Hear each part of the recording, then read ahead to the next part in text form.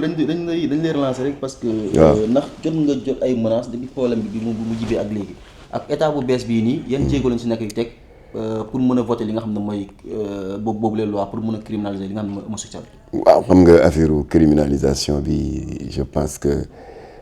ay wax ak waxaat rek lay doon li ko déclenché mooy tappale bi amoon au lendemain de l'arrestation de 11 homosexuels yi ñu arrêté ci dëkk bu tedd bi Cheikh al Islam tëdd foofu ca Kaolack dans la nuit du 25 décembre 2015 xam nga yàlla dafa dogal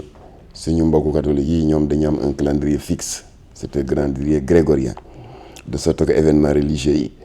date fixe la gisuloo 1er novembre moom la ñuy wax Toussaint fête des morts c'est toujours le 1er novembre gisuloo juddu yonent Yàlla Isa Jésus-Christ c'est toujours le 25 décembre waaye ñun nag jullit yi dañu am un calendrier lunaire c'est le calendrier hégirien tamxaritu daaw ak datu ren du benn tabaski daaw ak tabaski ren du doon benn alors calendrier lunaire boobu nag di tourner ba le 25 décembre 2015 net mu tombé guddi Mawludul Nabi Jamra def communiqué ñëpp kontaan daal di ne lii day xéewal la jullit yi di màggal juddu yonent Yàlla Seydina Mohamed sallallahu alayhi wasallam le 25 décembre 2015 suñu mbokk catholique itam depuis des siècles d'ailleurs ñiy màggal juddu yonent Yàlla Isa le 25 décembre kon nag vraiment lii dina bokk ci lii gën a dëgëral les liens de fraternité et de bonne convivialité confessionnelle entre nos deux communautés religieuses ñëpp a kontaan léegi lobby LGBT yi qui ne font rien par hasard daal di tànn exprès cette nuit doublement symbolique organiser 11 mariages homosexuels à l'école Ibrahima Diouf de Kaolack yow miy laaj nag luy genèse u proposition de loi de criminalisation foofu la déparé parce que dañ leen jàpp à peine une semaine après ñu libéré la sa naataangoo yi dem daal di tendre leur micro ndeyu mbiliki mu di le ministre de la justice temps yooyu ku ñuy wax Sidiki Kaba la gars yi ne ko waaw yow lii nga xam ne lu ne fàng la tooñ guddi diine ñaari diine yëpp di ko màggal école bii di école Ibrahima Diouf te école liñ ci séentu mooy ubbi dënnu xale yi di fa jëmbat xam-xam ak ji koy rafet lobby yi ñëw ca biir école ba di fa takki sëy commissaire Bokar lii dal di leen lalal ndëgg sërëx jàppaleen du da ngeen ne foog mu doon flagrant délit bett na leen en flagrant délit am nañu daw mais jàpp nañ ci une bonne dizaine du da ngeen ne il faut des preuves matérielles dajale na fa ay preuves matérielles parce que jëlee na fa ay robe de mariée bague de fiançailles ak yu ñaaw yooyu borom ñaari tur di utiliser muy lubrifiant kii yu ma xamul mu jël yëpp ak 11 góor jigéen yi jébbal leen procureur waaye ñu jékki rek ñu bàyyi leen comme que yaay le patron de l'institution judiciaire ñi ñëw di la laaj ba xam nga lu mu tontu waaw article 319 code pénal bon ne mentionne nulle part le terme homosexuel ou homosexualité dafa ne day condamner les actes contre nature commis en public porox ndol la boobu la góor jigéen yi jaar malgré seen tooñ bi ni mu réyee dara fekku leen ci loolu moo indi nag Jamra jël décision en ce qui nous concerne pour demander l'abrogation de l'article 319 et la criminalisation de l'homosexualité comme que nag boobu amatuñu woon député ndax si diggante bi ko yàlla mayee ndam mu criminaliser yamba bi jóge fii criminaliser l'opito bi jóge Nigéria brown bi jóge Ghana ak cocaïne bi jóge Amérique du Sud alors ba ñu voté la loi 2007-31 député opposition majorité ànd bootu ci ginnaaw député Jamra ñu voté ko léegi dootul ay 2 mois ki 6 mois 10 ans la assorti d'une amende qui fait le triple de la valeur de la drogue saisie mu doon jàlloori bu rëy ndamu ñëpp la te Jamra tiitaruwu ko c'est pour protéger la société alors ñu dem ba toll si tappale bii am Kaolack ginnaaw bi góor jigéen ñi tooñee tooñ bu rëy boobu te porox ndal la bi ñuy jaar lu dul dara lu dul le caractère laxiste de l'article 319 ñu ne nag kon dañuy dugal benn proposition de loi portant criminalisation mais nag ci diggante bi nattu ñëw le président exécutif de Jamra est décédé violemment et c'était un accident mortel dans la nuit du 6 avril 2008 député ci gàttal ñu mandaté imam Massamba Diop ne ko utal ñu député toppatoo ñu ban parti la ne waaye nañu bokk ak moom ay valeur mu daal di tombé ci benn xaritam bu ñuy wax Amadou Mbéri Sylla le président du conseil départemental de Louga ñoom dañ daan tàmm tous les ans ñuy daje foofu ca Louga gàmm gu mag boo xam ne kii daf leen ci daan invité njabootu Serigne Dame Diop Mansour ñu daje fa mu proposé ko le député a accepté de porter la proposition de loi de Jamra déposé na ko le 6 mai 2016 ci loxo Moustapha Niass il est là il est vivant il nous entend yal na yàlla guddal fanam beneen copie bi mu teg ko ci loxo président de la République Macky Sall mu daal di jël original bi nag teg ko ci circuit courrier Assemblée nationale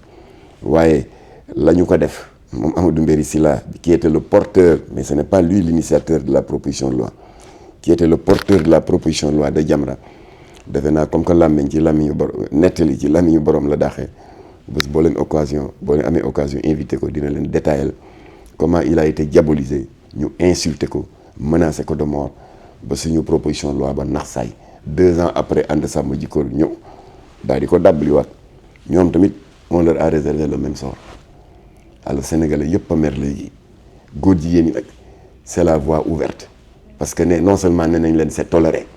waaye léegi dootul am nekk ay scandale benn ils organisent des accouplements sataniques homosexuels ñu tuddee ko partouze LGBT moom la ñu def au mois d'octobre fii ci quartier Almadies 2 cité Kalia 15 homosexuels yu ñu fa jàpp le mois suivant ñu jàppaat 7 beneen mois bi jàppaat 15 sans compter ñi ñu jàppoon foofu sa dëkk bu tedd ba di Diourbel nga xam ne Cheikh Ahmadou Bamba am na fa ay jaar-jaar yu rafet góor jigéen ñi amuñu lu ñu koy fayee lu dul moralement dem di tilimal l'image de cette ville sainte ñoo ñëpp boo ko totalee mu nekk une 50aine léegi nag baat boobu ñu naan magum waxoon naa ko moo gën magum xamoon naa ko ndax boo xamee te waxoo mook daraayam yàlla dimbali nañu scandale yi yëngee réew mi amoon naa ci séance de travail le mercredi 13 novembre 2019 avec le ministre de l'Intérieur Aly Ngouille Ndiaye mu ngi fii il m'entend li waraloon mu wooma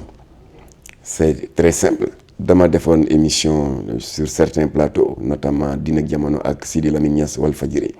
dal di dénoncer naqarlu état li muy wax naan article 319 code pénal dafa condamné affaire borom ñaari tur ba pare paradoxalement et je l'ai dit textuel daal di def yëfu naafeq jaar ci suuf di leen jox ay récépissé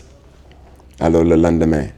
da nga def ne dañ ma convoqué ay cybercriminalité division investigation criminelle wala feneen déedéet ki leen yilif ñoom ñëpp di ministre de l'intérieur moo ma woo ba ma ñëwee loolu jaaxal ko ndax nee na daal il peut pas comprendre que moom nekk na fi 3 ans mësul signé benn récépissé góor jigéen wax jooju jaaxal ko waaw ma ne ko maa ngi lay remercier nee nga bi nga fi toogee ba léegi mësuloo signé récépissé jagleel ko borom ñaari tur yi bravo mais ñun duñu personnaliser suñu combat dañu ne nguuru Ablaye Wade doontale fa laa bokkoon j'étais le porte-parole de la mouvance présidentielle ñu toftalu ci Iba Der Thiam bi doon coordonnateur bi nguur googu doontale fa laa bokkoon dénoncé woon naa fa te amoon naa fa teraanga j'avais un salaire qui dépassait celui des députés en tant que président de conseil d'administration waaye teraanga àdduna ak les menaces qui pèsent sur nos valeurs ñaar yi bu ñu ko doon teg ci balance teraanga àdduna yi laay sànni ci àll ba dal di moy ci li nga xam ne mën naa ci am sax au moins ngërëmal yàlla kon dénoncé woon naa fa joxe nañ fa 9 récépissé LGBT ma ne ko nag seen nguur yéen Macky Sall ngeen ñëw yokk karaw ci xar mi avec 9 récépissé 9 plus 16 9 plus 7 du 16 kon Sénégal reconnaître na 16 associations góor jigéen ministre bi daal di waaru ne ndax mën nañ ci am ay firnde ma ne ko kay su may dem kër ga nga jox ma sa adresse email su ma eggee ma envoyé la 1 tonne de documents ba yónnee waale la yoo ma laajul c'est-à-dire les conséquences juridiques des récépissés et puis les conséquences sur l'image de notre pays mais en attendant yi ma jàpp suma xel bindal mu ne ma waaw ma ne ko bi ci ëpp doole ëpp ci représentativité mooy AIDS AIDS ku ñuy wax Jaaji Diouf jiite ko siège ma ngi fii ci Parcelles Assainies yéen ñi may laaj fan la ci parcelle du ma leen ko wax ndax am na ay dof yu nar a dem sotti fay sans taal ko faat fay bakkan su boobaa kuy am problème du Jamra voilà mu ngi fii ci Parcelles Assainies 650 membres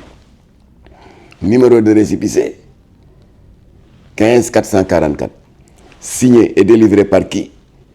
Tamponné, caché et tout, la DGAT, la Direction Générale de l'Administration du Territoire du ministère de l'Intérieur. noonu daal laa ko toppee ba ci góor jigéen yu jigéen yi les lesbiennes seen kuréel bi tudd sourire de femme ku ñuy wax Ndeye Kébé jiite ko alors ma ne ko nag léegi bu ma demee yónnee la toutes les catastrophes yi récépissé yi def ginnaaw bi ngeen ko joxee góor jigéen yi dooleel leen ñuy triander ambassades yi di fa am ay visa di ko jaay di déposer ay projet comme ambassade Canada lekk fa 185 millions alors li yëpp di yàq image du Sénégal ndax yéen a leen jox récépissé amuñu ci droit parce que mën nañ comprendre un parti politique qui vient d'accéder à l'existence légale am récépissé mën nañu comprendre un syndicat boo xam ne tam ñu jox ko récépissé ndax récépissé carte d'identité la rek dafa mel ni ñun ñuy toog fii lii mandargal suñu citoyenneté c'est notre pièce nationale d'identité c'est nom prénom adresse et cetera profession mais kuréel nag récépissé mooy sa kii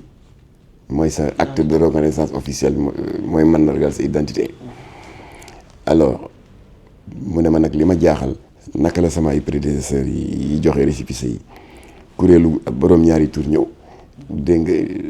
daal di définir comme tel ñu jox leen récépissé te xam ne code pénal tere na mbirum union contre nature ma ne ko déet yow ministre de l'intérieur nga yaa ma gën a xam kayit yi ñuy laaj kuréel bu mu mën a doon bu bëgg un récépissé de reconnaissance officielle en gros ñeent la dinañ la laaj statut laaj la règlement intérieur le procès verbal d'assemblée générale constitutive dinañ la laaj surtout la déclaration d'objet social su des partis politiques nga ne dañ ko créer pour contribuer à la conquête démocratique du pouvoir bu dee syndicat nga ne c'est pour défendre les intérêts matériels et moraux des travailleurs waaye góor jigéen ñi dañuy def de fausses déclarations d'objet social notamment en disant que dañu bëgg di jàppale les malades du sida pour faciliter leur accès aux médicaments ça c'était lors de notre audience avec le ministre de l'Intérieur le 13 novembre 2019 mu ne ma ah bon ma ne ko waaw parce que loolu mooy seen thème principal ndax sida bi mu ngi def des ravages dans le rang ma ne ko je prends à témoin le président Abdoulaye Wade et certains de ses proches collaborateurs ci benn réunion boo xam ne participé woon naa ci en tant que porte-parole de la mouvance présidentielle ak le coordonnateur Iba Der Thiam mu génn benn lettre daal ne OMS day délivrer nañu benn satisfecit daal mooy gàcce ngalaama OMS di wax ne gis nañu ne que certains pays d'Afrique centrale où le taux de prévalence sida est très élevé ay 20% maanaam téeméeri citoyen bu ne 20 yi am nañ jàngoroy sida waaye Sénégal li leen jaaxal matul sax 1% notamment 0,9 wàññeekuwaat na sax ba 0,7 OMS ne Abdoulaye Wade waaye yéen c'est quoi votre secret Sénégal ba taux de prévalence sida néew Abdoulaye ne ko y a pas de secret yàlla daf ñu baaxee ñun Sénégal ñu am fii des pôles religieux assez puissants aussi bien dans la confession catholique que musulmane ñooñu ñoo uuf njaboot gi di leen xiirtal ci ñu moy sur des valeurs morales assez élevées waxuma ne nag vagabondage sexuel amul Sénégal am na waaye néew na ba tax na taux de prévalence bi ñu freiné ko alors waaye nag ba OMS wëlbati ko et je prends à témoin le CNLS le Conseil national de lutte contre le sida qui est rattaché à la primature ou au ministère de la santé ba ñu beree les góor jigéen du Sénégal là où au plan global et national le Sénégal n'a même pas 1% waaye ñoom bañ leen beree le taux de prévalence est de 27%. loolu laa waxoon léegi j'ai été confirmé par Aly Ngouille Ndiaye du wax na ko tey. taux de prévalence. 49%. ah 49%. loolu Dakar la. Dakar fa la yëf yi wulee ñaay fa la raan wët kii ba téeméer raay bi Dakar téeméeri góor jigéen bu ne 49% yi am nañu jàngoro waaye nee na au plan global sur 100 homosexuels au plan national 27 yi am nañu doomu jàngoro bi 27%. Je l'avais dit depuis 2019 waaw léegi yàlla bi nga xam ne dara teewu ko ba ma génnee j'ai tenu un point de presse ma ne leen dénoncé naa la première association LGBT reconnue par l'État du Sénégal ce qui est paradoxal di AIDS 650 membres te ci biir am na ay hommes d'affaires am na ay commerçants am na ay animateurs de télé il y a des vedettes du showbiz am na ab sëriñu daara am na un parlementaire des citoyens anonymes alors lan la ma gars yi wax waaye joxeel tur yi ma ne ko tous laa leen joxul ñun li ñu bëgg ñun Jamra c'est que l'État déchire les récépissés de reconnaissance officielle ndax ñi ñu ko jox amuñu ci droit dañ leen ko jox en violation de l'article 319 du code pénal bi rëbb birum borom ñaari tur en violation du code des obligations civiles et commerciales bi nga xam ne moo listé ñi ci am droit ñi amuñ ci droit kon suñu xeex ma ñëw ma leen kon suñu xeex mooy ñu dindi ko démanteler ko supprimer ko tas association yi yéen mën ngeen ko lu dul rek bu ñu leen ko joxee ngeen téye ko nag ku ne taf ko sa profil naan diw ca la bokk gis nga de diw ca la bokk ça va servir à quoi vous allez nous créer des problèmes comme en 85 ba ñu génnee 25 francs-maçons c'est une longue histoire def naa ci ay conférence ba tey ña ñu doon def pression pour ñu génne ko ñoo mujjee dem ci le politicien c'était un journal satirique de Mame Less Dia changer de veste diaboliser Jamra waa Jamra bon ñoo soxor 25 francs-maçons benn avocat ngi ci biir benn notaire ak tamit 2 personnes proches des cités religieuses ah te sëy yu bari tas na y a même deux jeunes adolescents qui ont menacé de se suicider ginnaaw bi ñu yéegi ne seen papa franc-maçon la à cause de Jamra y a eu 2 départs en exil kenn ki moom décédé na bu yàggul d'une mort naturelle àpp ma jotoon waaye am na koo xam ne mu nga Atlanta dafa takk benn américaine blanche ba dafa jël nationalité bi nee na ñibbi si Sénégal ak ku ko rey la yemale ginnaaw bi Jamra ne fàng boobu réseaux sociaux amul waaye dañ def 3000 feuilles séddale ko ci jàkk yi 3000 feuilles de liste de 25 francs-maçons joxe ko ci juma Alaaji Rawane Mbaye Boury Blanchot joxe ko fii ci grande mosquée de Dakar joxe ko tamit ci juma Alaaji Yaxya Diop bu Medina ñu ne Jamra yàq na dëkk bi tas na dëkk bi francs-maçons yi jóg porté ñu plainte ñooñu nga xam ne ñooñu xiirtaloon pour génn liste yi ba plainte fekk ñu ci pour diffamation ils ont trahi jour procès ba sax ñëwuñu waaye yàlla dimbali nañu comme que la ñu doon xeex lu noble la si ndimbalu sëñ Abdoul Ahad Mbacké ndimbalu Baye Seydi Thiaw Laye ndimbalu sëñ Abdou Aziz Dabakh entre parenthèses xale yi nga xam ne jamono jooju fettagu leen sax ci nen mën ngeen dem ci YouTube ngeen tapé Maam Abdou Aziz espace franc-maçon di ngeen gis xutba bu tàng jër ba mu defoon publiquement pour soutenir Jamra en perspective de ce procès di ngeen gis xutba bi ngeen mën a xam exactement jamono jooju xeex Jamra contre les francs-maçons tàng bi mu tàngoon ndax listu 25 francs-maçons yi ñu génne ginnaaw ba ngeen ñu soññee ne nañ ko génne procès ba yàlla dimbali nañu avec le soutien de nos avocats Maître Babacar Niang Maître Kadibel Diouf et d'autres dont j'ai oublié le nom waaye lépp dinañ ko restituer dans un ouvrage en chantier alors yàlla def ñu sutura ñu gagné waaw léegi coow góor jigéen ñi ñëw les 650 ba ya ma yóbbu woon en remettant les 16 associations góor jigéen à l'État particulièrement par le biais du ministre de l'Intérieur ma génn def conférence de presse di leen rendre compte ñu ne naa joxe tur yi ba léegi ci réseaux sociaux yi léeg-léeg nga gis ñi di ko laaj keroog laa xaw a xuloo xaw a texali kook sama sago bi ma gisee un des lâches de notre combat contre les francs-maçons ginnaaw ba ñu génnee liste 25 yi te daan wër ci médias yi ne ñun ñoo tas ay sëyu jàmbur kooku ñëwaat mais waaw liste góor jigéen yi yéen a ngi naan liste rek kañ ngeen koy génn ma ne ko c'est le même raisonnement satanique que tu avais tenu léegi mag la moo mag ba poussé yi ñu génn liste franc-maçon yi ñu génn ko mu dikkal ñu procès tu as été le premier lâche à aller dans le journal de Mame Less Dia yàq suñu der léegi yaay ñëwaat fii xanaa bor bu ñu leen amel la dem leen ngeen lijjanti liste seen bopp liste yi jox nañ ko état moo am capacité juridique de dissoudre les associations d'homosexuels et de lesbiennes mooy 16 yooyu moo am la capacité juridique de dissoudre AIDS bi regroupé 650 membres te ñii nga xam ne ils font l'actualité maintenant ñu nga ca liste ba état moo am capacité dissoudre ko yéen amu leen ko lu dul rek téye ko créé waat fi un grand scandale ay xale di jóg di rey ay góor jigéen ci mbedd mi ñu woo Jamra ne ana Jamra bu boobaa les mêmes lâches ils vont nous tourner le dos donc laaj boobu bàyyi leen ko vous n'aurez pas de liste vous ne l'aurez pas xanaa leer na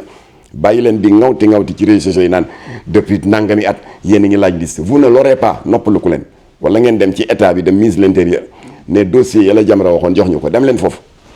et je le dis également pour Mayaba Mbaye député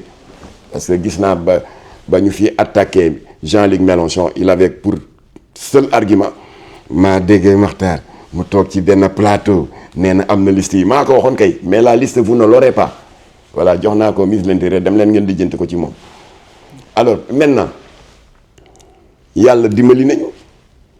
ndax magum waxoon naa ko moo gën magum xamoon naa ko scandale bii am temps yi ça recoupe exactement ce que Jamra avait dit lors de notre audience avec le ministre de l'Intérieur le 13 novembre 2019 dañuy jékki-jékki scandale bi éclaté Jamra jël benn liste génne waaye ñoom ci seen bopp ñoo génnal seen bopp liste ñoom góor jigéen ñi fekk ngeen procédure bi ni mu demee am na ku ñu arrêté ku fës koo xam ne banquier la ki sant Dieng bañ ko laajee rapport d'audition bi lu ma fa wax c'est lui qui a révélé qu'il y a un grand animateur de télévision jabar la woon ci moom kooku ku ko wax Jamra wala ñoom am na keneen ku ñu jàpp mu daal di yoole le grand artiste borom basin yi